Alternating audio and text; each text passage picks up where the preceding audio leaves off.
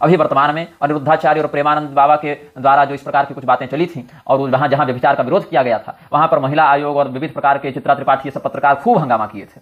लेकिन आप विवेकपूर्ण दृष्टि से विचार करें और इस प्रश्न को ध्यान में रखकर विचार करें कि कई बार स्त्रियां कहती हैं कि हम अकेले थोड़े ही गलत थे, कोई पुरुष भी तो गलत था। ये बात सत्य है कि दोनों ही गलत हैं, किंतु धर्मशास्त्र के दृष्टिकोण से हम विचार करें तो अर्जुन की चिंता यह नहीं थी कि पुरुष दूषित हो जाए तो क्या होगा, अपितु स्त्रीसु दुष्टासु वार्ष्णेय जायते वर्ण संकरः, ये अर्जुन की चिंता थी। पुरुष के चरित्र की शुद्धि भी बहुत महत्वपूर्ण है, किंतु तुलना करें तो पुरुष की चरित्र शुद्धि से अधिक शुद्धि स्त्री के लिए महत्व रखती है। क्यों? इसका एक कारण है। इसका कारण यह है कि आप अपने जीवन में एक व्यावहारिक प्रयोग को सोच कर देखें।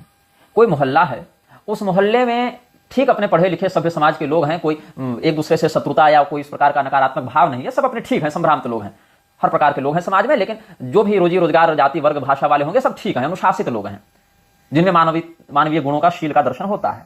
अब उसी मोहल्ले में एक ऐसा पुरुष आ गया जो व्यभिचारी मानसिकता का है, बाकी सब ठीक है, सारी स्त्रियां ठीक हैं, सारे पुरुष ठीक हैं, किंतु एक ऐसा व्यक्ति आ गया जो व्यभिचारी मानसिकता का है। अब उस व्यक्ति की मानसिकता का लक्ष्य कौन बनेगा? उस मोहल्ले की रहने वाली स्त्रियां, चाहे विवाहिता हो या अविवाहिता हो।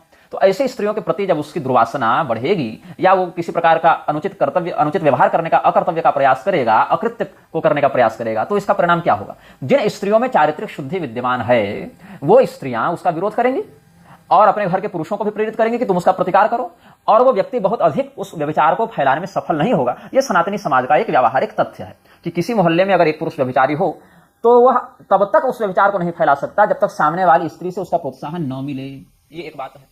दूसरी बात यह है, अब उसी स्थान पर किसी व्यभिचारिणी स्त्री की हम कल्पना करते हैं, तो उस व्यभिचारिणी स्त्री के कारण जो चरित्रवान पुरुष भी होगा वह भी अजितेंद्रियता के कारण, वो भी अपने घर में कुछ बताएगा नहीं और किनारे से उस स्त्री से अवैध संबंध रखने के लिए अधिक प्रोत्साहित होगा, क्योंकि वो स्त्री उस रहस्य को छिपा कर रख लेगी, उस गंदगी को ऐसे वो ढक लेगी कि तुरंत बाहर पता न चले और धीरे धीरे वो संक्रमण सबके घरों में फैल सकता है।